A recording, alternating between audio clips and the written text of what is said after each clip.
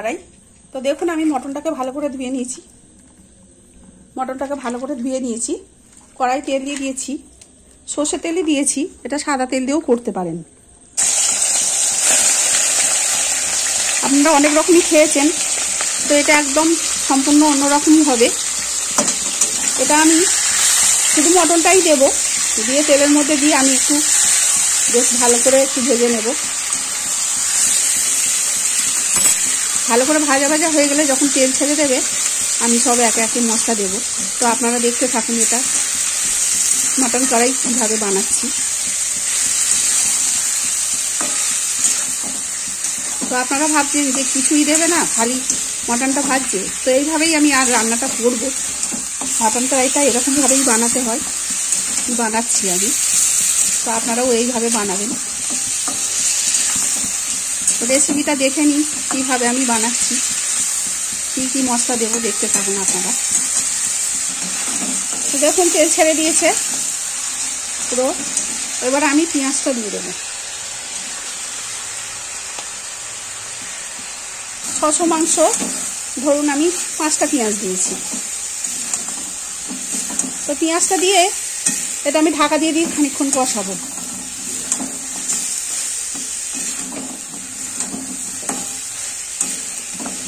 এটা খানিকক্ষণ কষানোর পর তারপরে আমি সব যে বেটে রেখেছি সেই মশলাগুলো দেবো। তো দেখুন পেঁয়াজটা দিয়ে খানিকক্ষণ আমি নাড়িয়ে নিয়েছি, পেঁয়াজটা অনেকটাই একটু নরম হয়ে এসছে। তো আমি এবারে দেবো দেখুন আদা বাটা, রসুন বাটা, আর দেবো কাঁচা লঙ্কা বাটা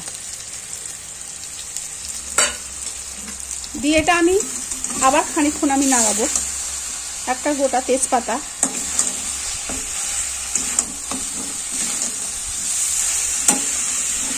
আপনারা ভাবছেন প্রেসারেই তো সিটি মেরে নিলে হয়ে যায়, এত কষ্ট করার কি দরকার। মাটন কড়াই যার জন্য এইভাবেই বানাতে হবে, তবে খেতে ভালো লাগবে। তো আমি দিয়ে দেবো স্বাদ মতো লবণ, দেবো আমি হলুদ গুঁড়ো, দেবো আমি কাশ্মীরি লঙ্কার গুঁড়ো। কাশ্মীরি লঙ্কার গুঁড়োটা দিলে একটু কালারটা আসবে ভালো। আর আমি কোনো মশলা দিচ্ছি না। তো আমি দেবো একটু সামান্য জল দিয়ে এটা আমি খানিকক্ষণ এখন নাড়াতে থাকবো। ঢাকা দিয়ে আমি খানিকক্ষণ নাড়াতে থাকবো, তাহলে মটনটা বেশ ভালোভাবে সেদ্ধও হয়ে যাবে। তো আপনারা দেখতে থাকুন লাস্ট অবধি।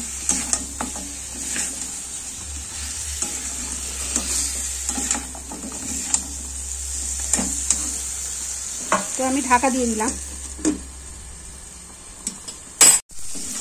তো দেখুন আমাদের কষানো হয়ে গেছে মটনটা। তো এবার আমি জল দেব।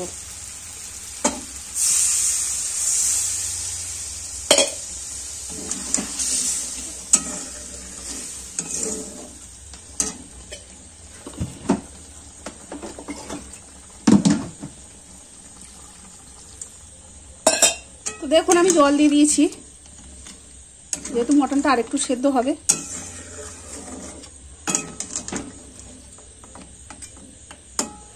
তো আমি এতে আপনারা চাইলে আলু দিতে পারেন, নাও পারেন। আমি একটু আলু দেবো, এতে আলু ভেজে রেখেছি দেবো।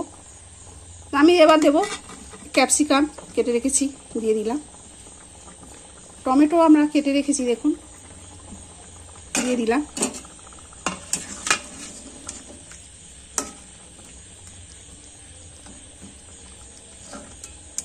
তো দেখুন আমি একটু আলু এক করবো এর সাথে, আলু আমি ভেজে রেখেছি, আলুটাও দিয়ে দেবো আমি।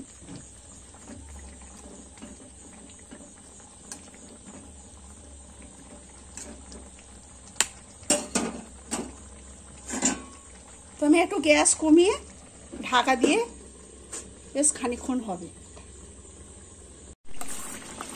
তো দেখুন আমাদের হয়ে এসছে মোটামুটি। এবার আমি একটু টক দই ফাটিয়ে রেখেছিলাম, সেই টক দইটা দিয়ে দিলাম। ওটা দিয়ে একটু ফুটবে, তারপরে আমি যে মশলাটা করে রেখেছি ভাজা মশলাটা, ওইটা আমি দিয়ে দেব।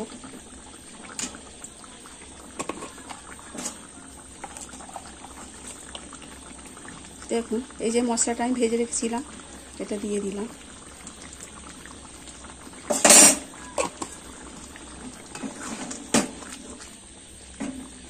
দারুণ দেখতে হয়েছে না? খেতেও দারুণ হবে। তো আপনারা এইভাবে অবশ্যই করবেন, বাড়িতে বানিয়ে দেখবেন কেমন খেতে লাগে।